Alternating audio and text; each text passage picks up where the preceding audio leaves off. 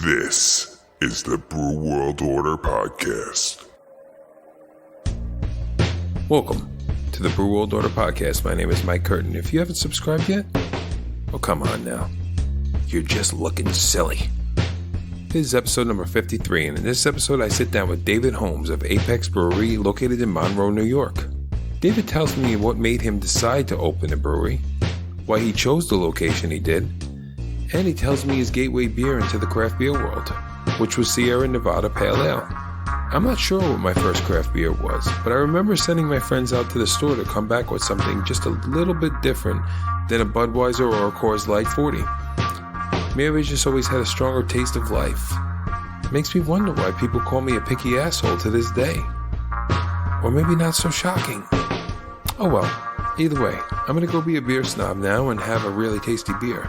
And you should do the same. So sit back, crack open a beer, and please, enjoy the podcast.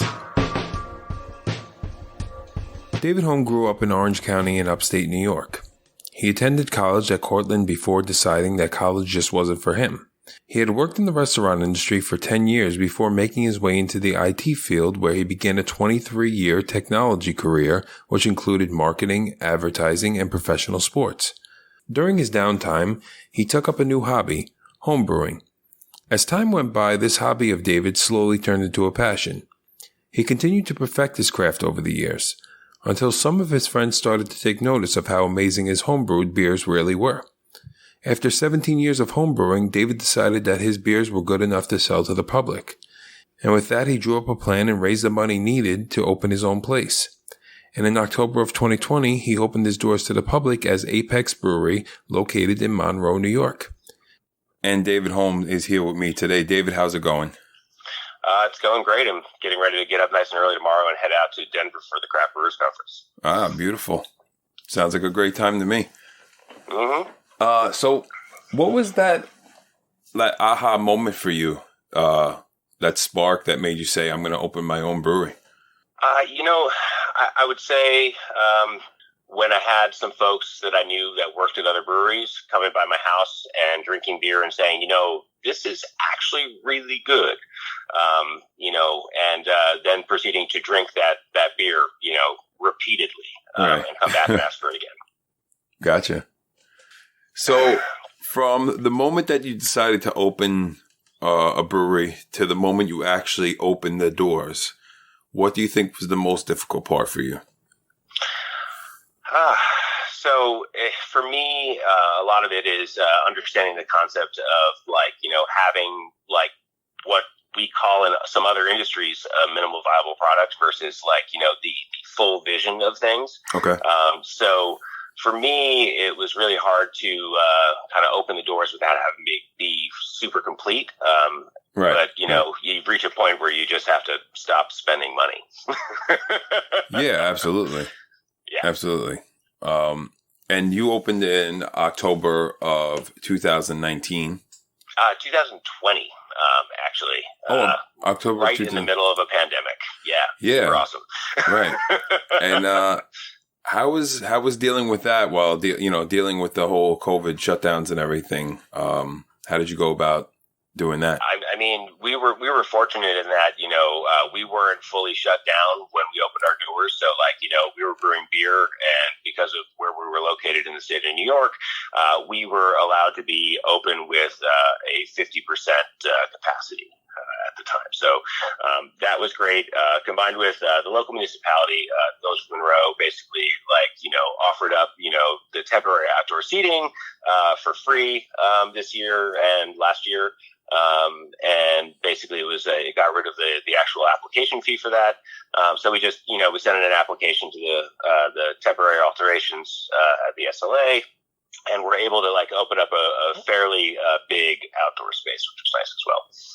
Gotcha. And what made you choose Monroe to open your brewery? It's the proximity to a variety of nice, kind of touristy locations, including Woodbury Commons, as well as Harriman State Park are super close by. Right. And honestly, it's about 5-6 miles from my house as well, which makes it nice and easy. Oh yeah, it's beautiful, easy commute. Yep. And where did you go about finding the capital to fund your business? So there was a seed round of capital, the usual friends and families that believe in your vision, and right. even some old coworkers that got involved in it. And then after that, it was a combination of working with it's Small Business Development Center, if I recall correctly, is the actual name of the organization. They helped me kind of groom my business plan and find things that I had missed. And then we took that to a bank, and they were actually able to approve us for most of the rest of it. And then the last pieces of it, came from my own coffers. Gotcha. And what was something you never thought you were going to have to deal with while opening your brewery? That's the easy one. I mean, obviously, we're all living through this, mayhem of uncertainty that has been this, COVID-19 pandemic. Right.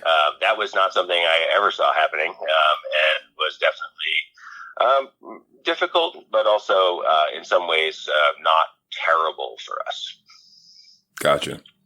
And besides the pandemic, what would you say, just on a daily basis, is something you never thought you'd have to deal with at the brewery? I think the biggest thing, honestly, day to day, at the brewery, we actually have had it pretty good with that, as far as the not have to deal with thing. Right. But, honestly, every once in a while, you just get somebody that comes in and it's just not super nice as a human being, right. And they take things out that people have no control over on other folks, and that's kind of awful, but you kind of just roll with it. Yeah, right. Customer service ain't a grand. Yep. You just kind of smile and say, "Have a nice day." Yeah, right.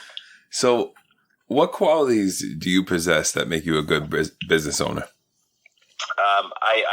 I believe it's something that, it's a concept that comes from, it's a programmatic thing.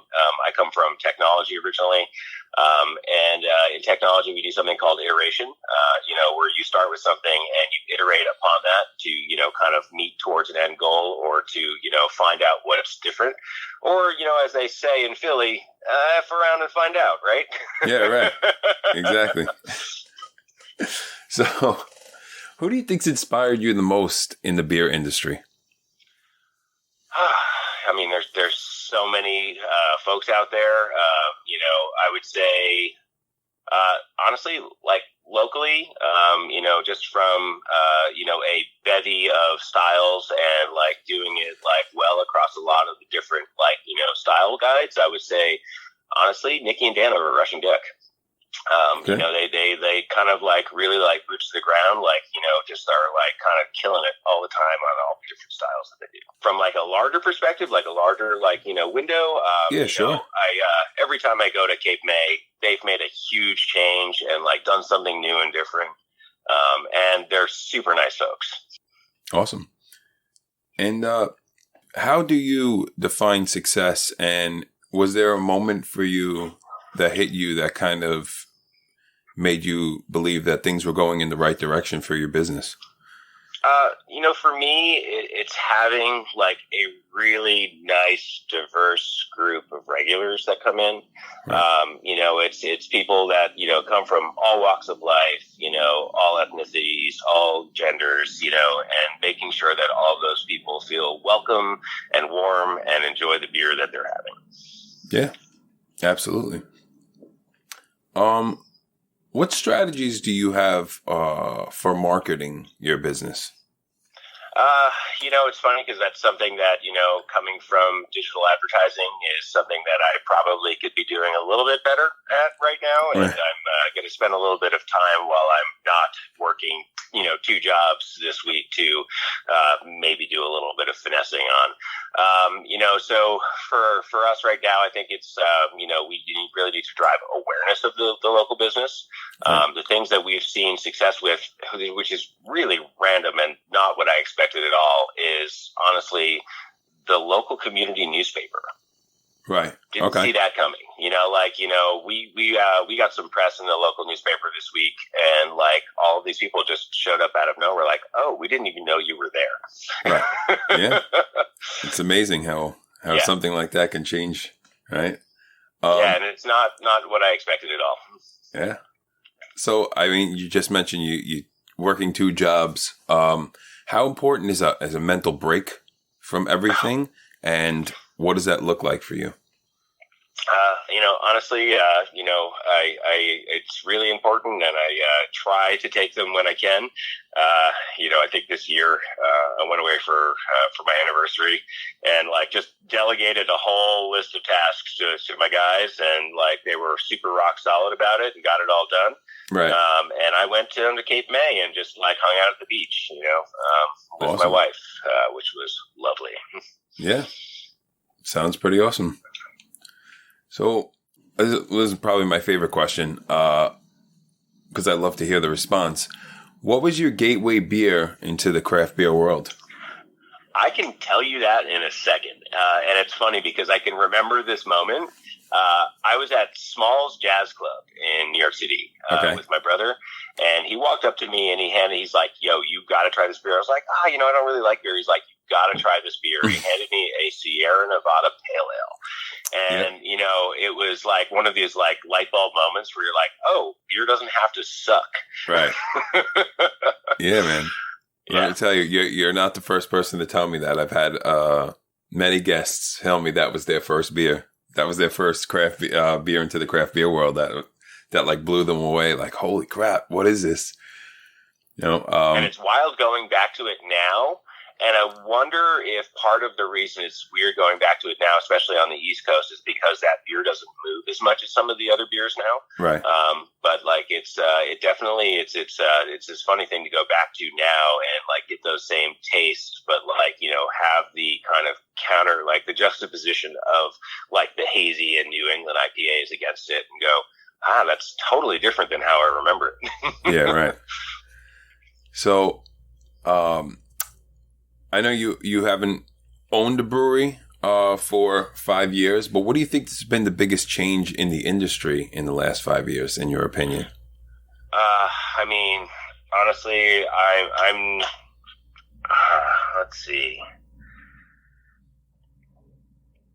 I think the fact that a lot of craft folks are like kind of rolling back on that, and it's funny because we make one as well, but like rolling back on the idea of craft seltzer, right, which was everybody kind of looked down their noses at, right. And now I think the biggest change that I'm seeing is that we're becoming more of a craft beverage business, and not just craft breweries in some places. And I'm seeing that happen more and more.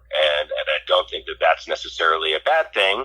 I think that it's definitely, it's neat to experiment in other spaces than just the one that you initially intended to.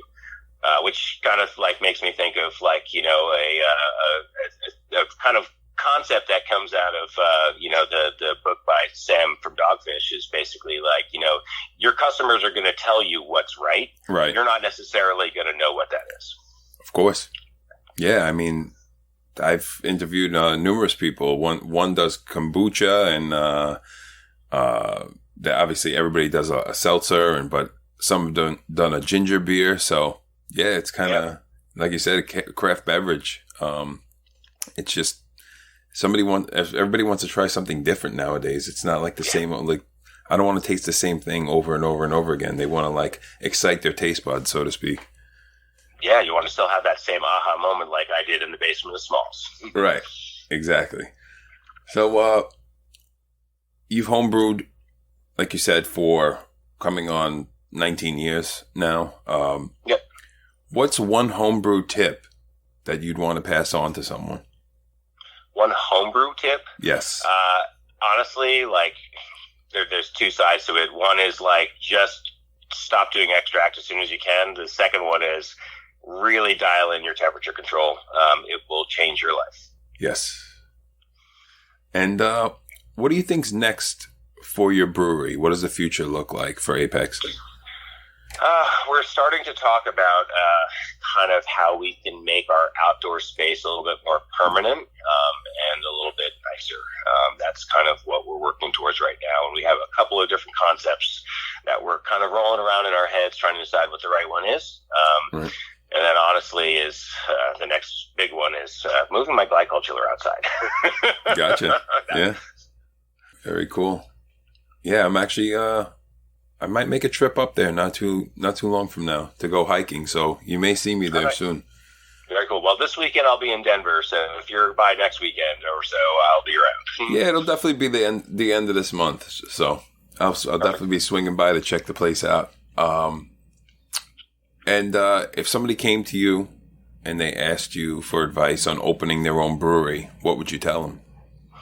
Crunch all your numbers, and then when you get to the end of it and you think you've got it like super solid, times it by 2. I'm sorry, what was the last part? Times it by 2. Oh, yes. I not the first time I heard that. Yep.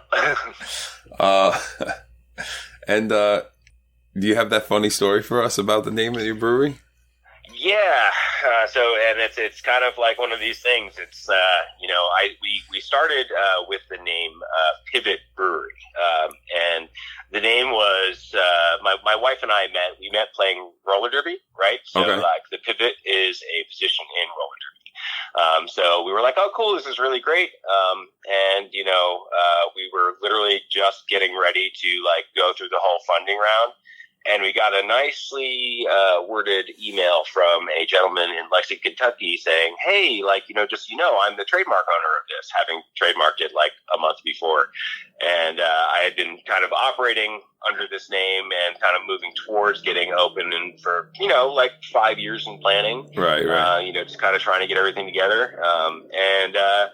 Yeah, that was a sting. And the worst part about it was one of the many jobs I've had along the lines was I was a technical illustrator for patents and trademarks. So I was like, well, that was, something you probably knew better about. And so we had to pivot from the name Pivot. We were bouncing it back and forth. And the apex is the apex of the corner on the tracks, on the apex of the curves on the track in roller derby. Okay. And it's a pretty common term for that. It's also the apex of the quarter in skydiving, which I was a skydiver that worked up at the ranch New Paltz at one point. Oh, nice. And also at Sussex in New Jersey. So yeah, we kind of we had to do that. And then the best part about it, and the part that makes it funny, is my wife's on Tavor one day, and she sees this cider. She goes, ooh, let me buy that. And she buys it, and then she looks at it again, and she goes, oh, that's that guy Pivot in Kentucky. And she was like all worried that I was going to be upset about it. I was like, at this point, it's fine.